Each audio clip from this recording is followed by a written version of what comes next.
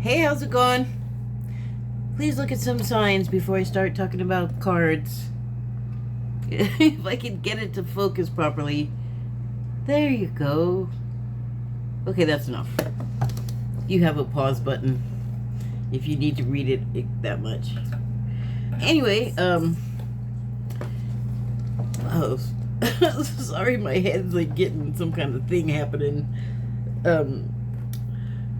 I pulled 2 cards today, and one was from this here lovely deck. You may notice that I have my camera back today. You know what was wrong? My all of the data was loading straight to the phone instead of the gigantic SD card that I put in there. So, hi, fix that. Durr. And then the other card that I pulled was from this lovely deck, and it is the lizard. It's a little green under the chin there. Feeling okay? Wow, his belly's green too. How did I not see that before? Wow, I must be tripping out today. I don't know what's happening.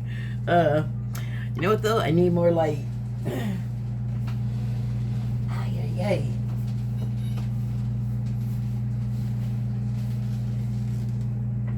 There we go.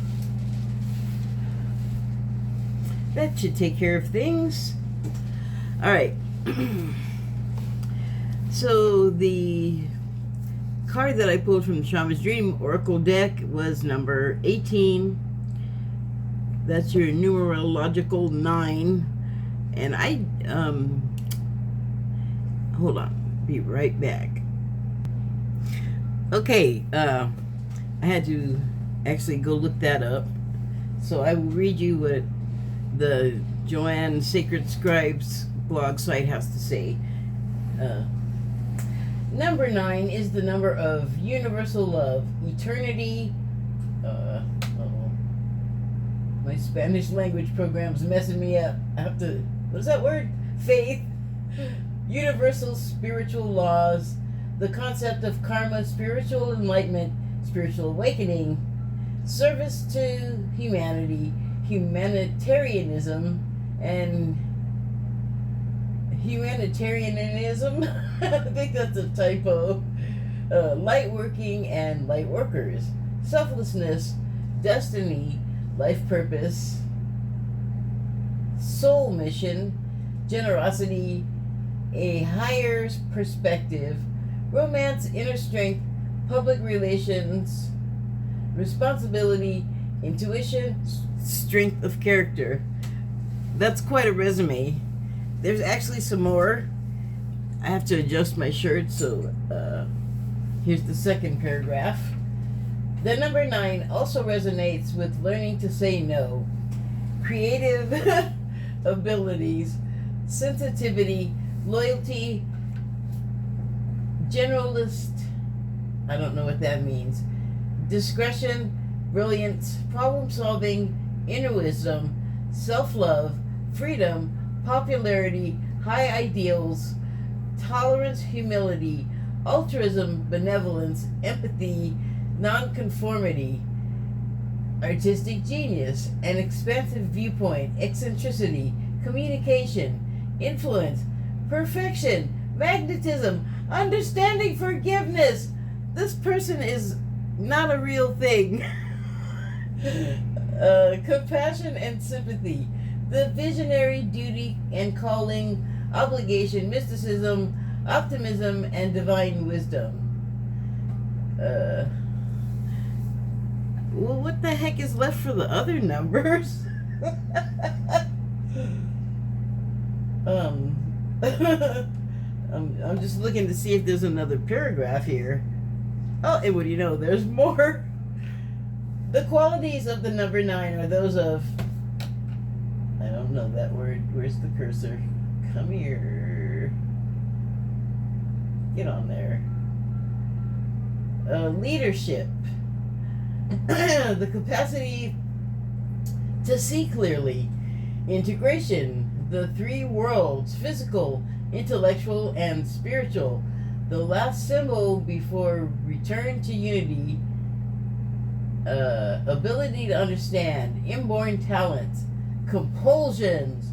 Introspection. Personal integrity. Unity. Truth. The seer. Artistry. High moral sense. Good advisor protection. Concord. Dissolves ego attachments. Challenges faced in looking for your own. Wisdom. Period, I guess. Idealistic. Nines. Capable of realizing those ideals, are intensely passionate people needing to control their wild impulses.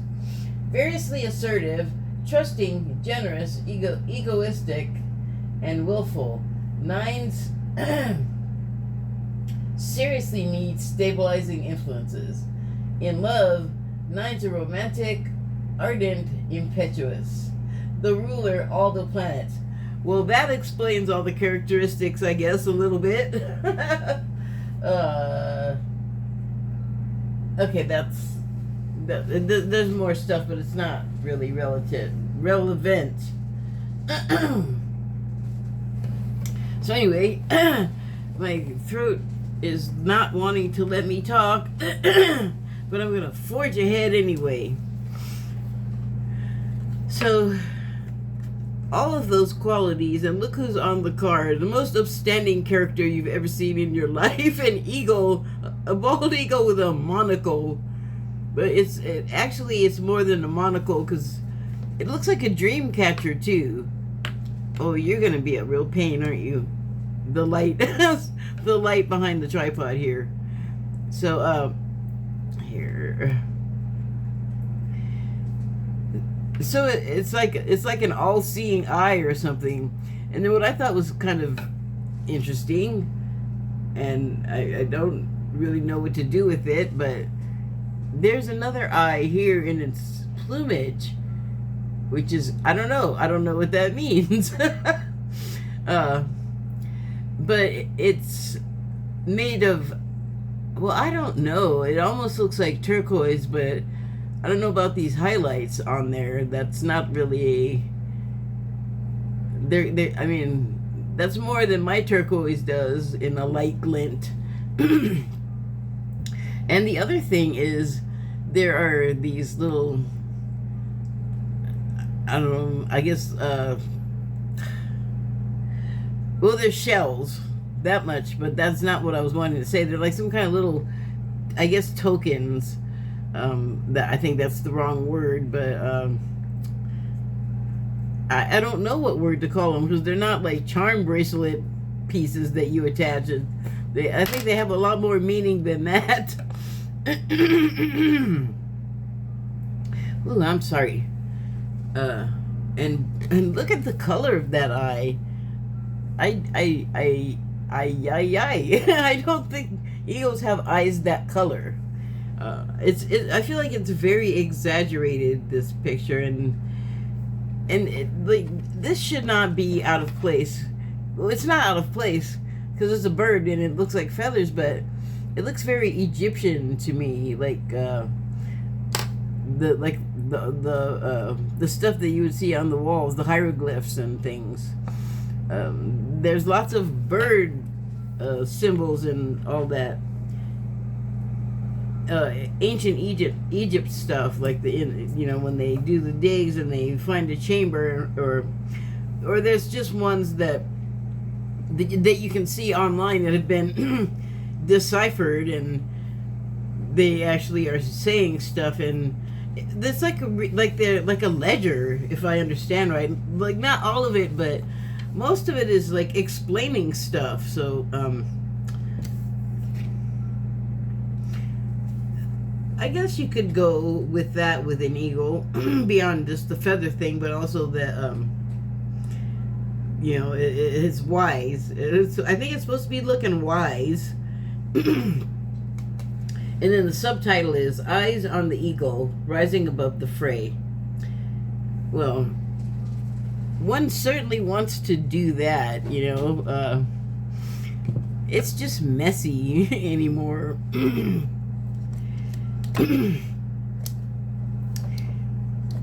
And there's a lot of, there's a lot of anger, there's a lot of disappointment or FOMO or whatever the mo is that is happening with people that they feel like they have to, or that they feel like they're missing something, like in the first place. I would say that we've told ourselves our lives are boring and we have to like do more and be more for them to mean something, but I don't know, it's like pretty crazy to live in the times we live in right now. And boy, the way you like face down what comes your way, it makes all the difference, that's for sure. And that is something that I heard for many years. It took a long time to get into my head, and then it took an even longer time to actually start like employing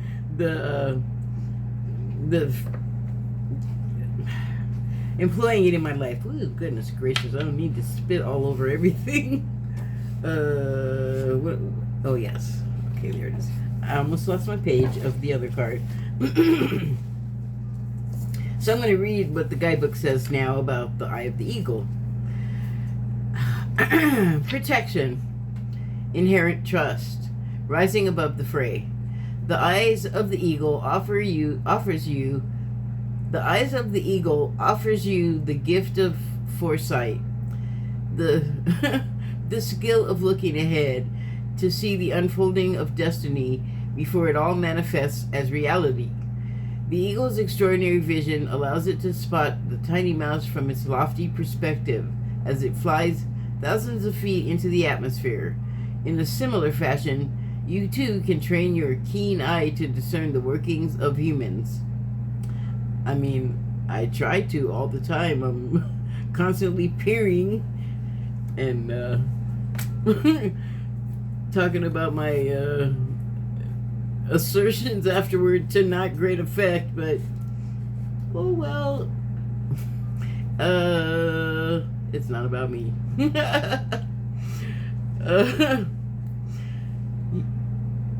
Eyes of the Eagle is an invitation to witness the good, the bad, the ugly, and the beautiful, yet react to nothing. Act only to further your noblest calling. The eagle flies above all creatures. When it meets obstacles, it simply rises above them. Know that you are protected. You can fly high above the judgment slings and arrows and the darts of envy from others who may not have your great wings and are still arguing with the pigeons over crumbs. I love that metaphor. I feel like I see it all the time in the sort of fruitless anger and arguments that are happening like everywhere. There's where I don't know, there's like a lot of places aside from politics or like your job, or like it could just sprout up anywhere that it just, the atmosphere becomes aggressive and nasty, and either you want to stay and get all into that vibe, or you want to get the hell out, because I don't want to get into like an argument or a fight with people. Like I really don't. I hate it. I started saying that, now I don't know why. I'm just gonna start reading it again. Trust that you are ready for whatever. Trust that you are ready for whatever fortune has placed before you, even if you feel not yet properly equipped to meet the challenges. Your willingness to say yes to spirit has nothing to do with how well outfitted you are. Hesitating, on the other hand, will suck the air from under your wings and make you lose altitude. You are called now to trust your heart and your instincts, to move fearlessly and not waver. The time is right, and no harm can come your way if your motives are pure and you act courageously.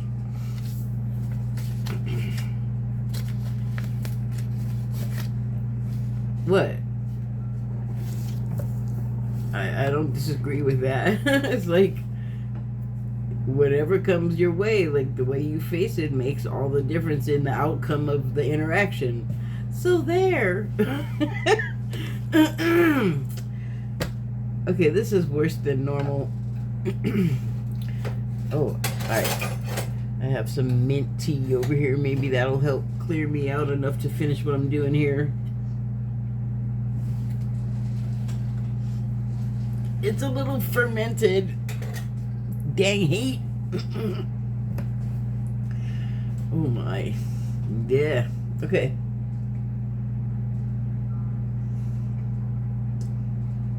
Better. So, our friend the lizard.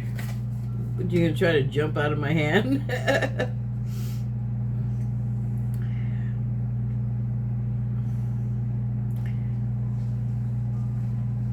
Really?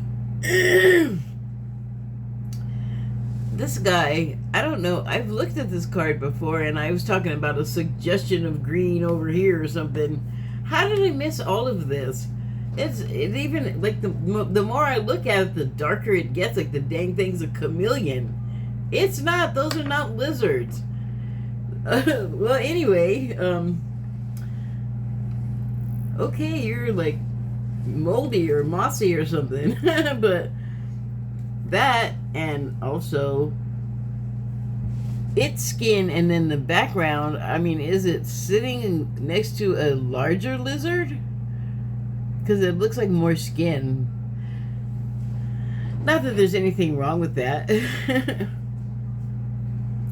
So these guys, I was talking about earthworms a little while ago, and I am not sure. I'll stipulate this again. I wasn't sure then, and I'm not sure now, because I haven't looked it up.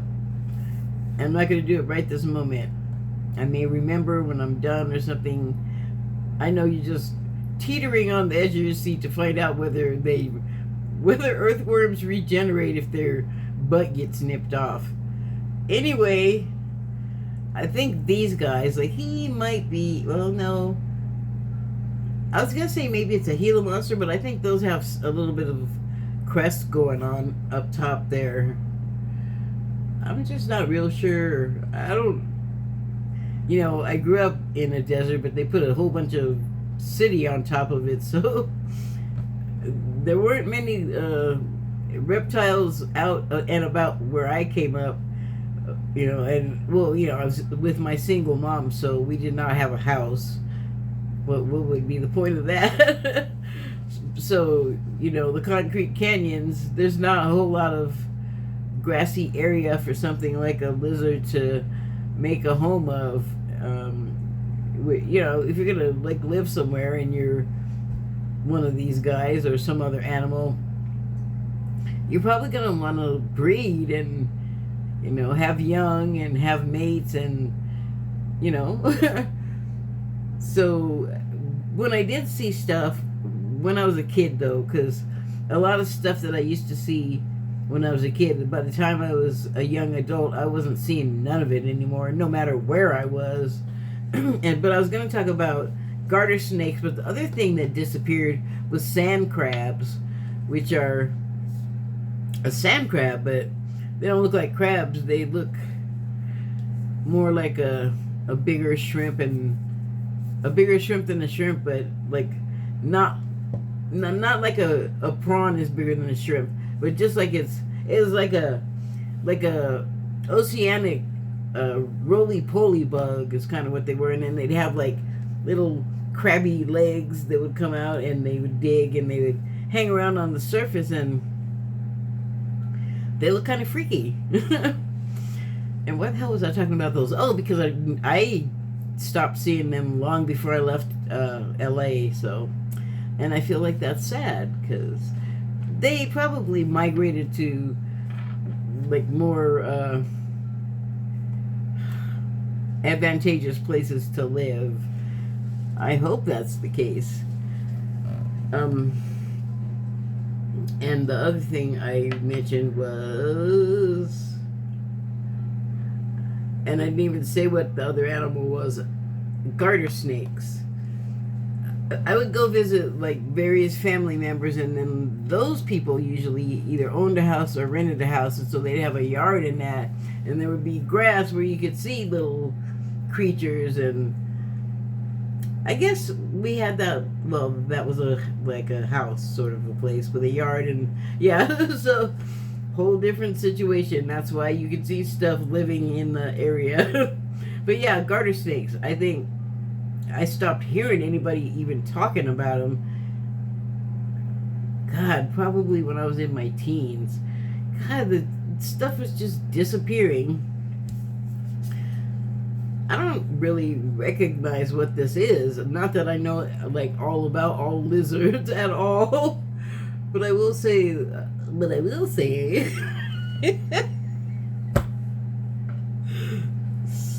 I'm not even going to say it because I'm not. The eyes, I noticed, they don't seem to be, they have like a very human aspect to them. Not that a lizard or bird even will not have eyes this color, but just something about the way that she drew it.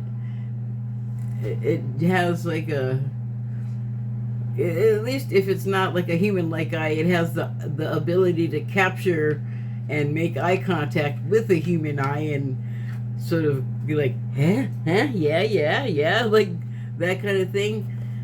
I don't know what it means. It's just some kind of like agreement. Words we don't have words for. Well, I don't know about you, but I don't speak lizard, so there you go. You have to find other ways to communicate, and we're not great at telepathy, which is basically the way that animals and everything that doesn't live in this galaxy or on this planet, or everything that's not from around here can telepath. And I just had the thought, like, if all of a sudden everybody switched on right now, like everybody, and we all knew it too, what do you think would happen? I can't even imagine. Like, what if you just got caught thinking whatever? I'm not even going to try and say what kind of thing that you would be thinking about that would make you feel like you got caught at thinking about it, but I think we all have some things that we think, some of our thinks we would rather other people not have access to. So, like, if it all just switched on, what the heck would that look like? Wow. I bring that up because I feel like, not that it's going to happen tomorrow or anything, but more and more people are getting like all woo-woo, and even people that are being kind of sarcastic about it and like acting like they don't think it's real or whatever. They sure know all the terminology. Like, how do you know all those details? Have you studied it on the down low? Well, when everything clicks on, everybody's gonna know you did that. Sorry. No. Gosh. I don't want to be saying that when I'm not. When there's no reason for it. When I, like, reserve it for when it's necessary. Or else find another word for that word. Alright. So what I was thinking about this here handsome... What?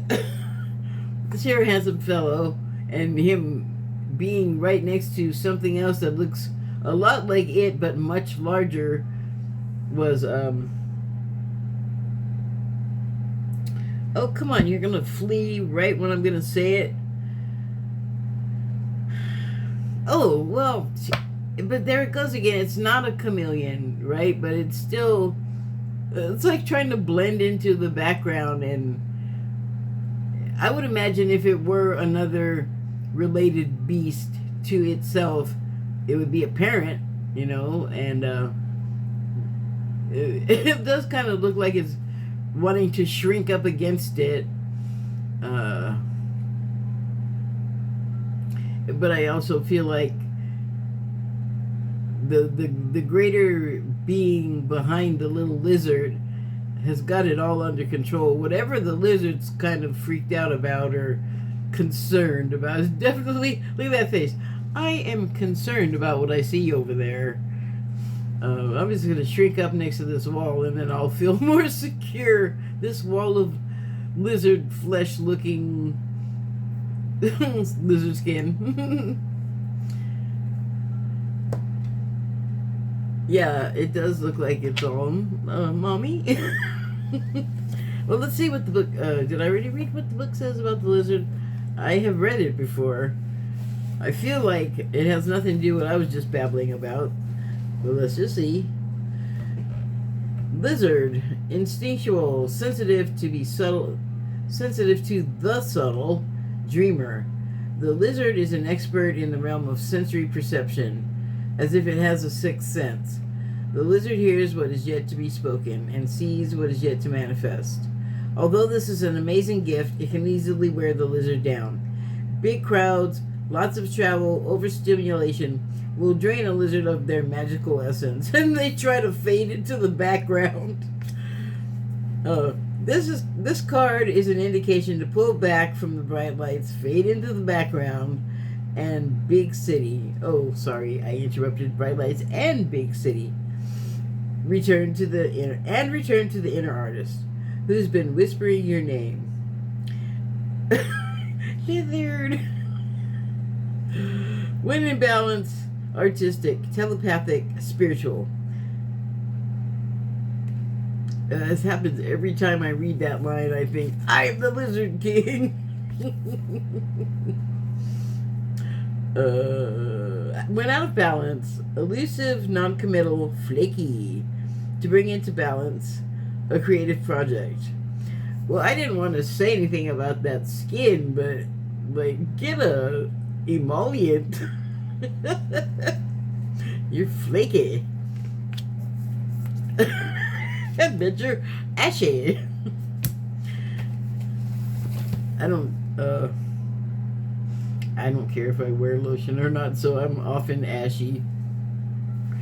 Sin. I actually do wear it occasionally. I just forget to. I'm not obsessed with it. And I recently came across some video that was talking about how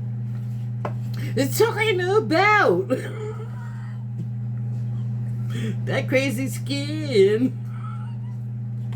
But anyway, it was talking about like how your skin is another organ of your body, and it also contains like the kind of addictive quality that the rest of it can have. So it need not be a substance abuse thing, but you know, it could be addiction to online shopping or collecting cars, or you know, whatever kind of thing we can get obsessive about, because that essentially is you being addicted. Like, you can't think about it, about anything else but that thing, that one, you know, especially if you're a druggie, that mission. I know I talk about druggies a lot. It is because I have known a bunch of them over my life. I have been one, and when I say that, I'm referring to like hardcore druggies. I'm not talking about potheads, you know. And it can also extend to like the crazy alcoholic. So I think like a lot of us now are pretty familiar with the addiction condition because it's affected so many of us. And isn't it insane how the harder like we scream and yell, or I don't know specifically who's doing this, so I don't even know if it's the right thing to say, but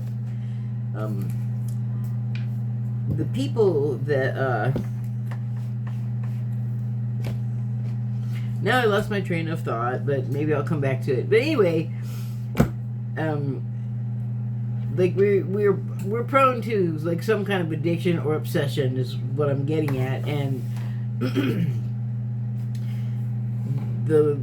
this article was about the application of lotion and how it can become like an addiction, and your skin will react to it like it's a drug in a way, because you'll have to add it. The more you use it, the more you'll have to use it, because your body is just all, I guess, like used to it, or it has grown a tolerance to it, and you put it on and it just doesn't do what it's supposed to be doing, so you're constantly like pasting yourself with lotion. And this was like a study from like a reputable scientific like university or research lab or something like that. It's someplace, but it was like it was totally a medical paper that they did a video about. So the scientists, I guess, and well, that's what it said, or was it an article? I don't know, but it was like totally doctors and stuff. I know I'm citing that so well. Anyway, but I was already like indifferent to whether I put lotion on or not. Like if I know I'm gonna go somewhere that I, jeez, where I should like look sort of nice, dress up some, or maybe a doctor's appointment where I have to be sitting in an office with a bunch of other dressed up to go to the doctor people. If I happen to be wearing something where my legs are out, I guess I don't want big white rakes from me just randomly scratching my leg, which I do quite often. So, yeah, but I don't, it's like, if I have lotion, I'll have the same bottle for years. It literally takes me years to empty it. So that's that, I guess. Why was I talking about it? Oh, because of the addiction factor. That it's like we can't even like put on lotion on our body part without our body part becoming an addict. Isn't that weird? I thought it was mighty strange. How am I doing on time here? Ooh, I should probably stop. I can say more in the information box, and that's what I will do. A thank you and good night. A thank you and good night. What the heck was that?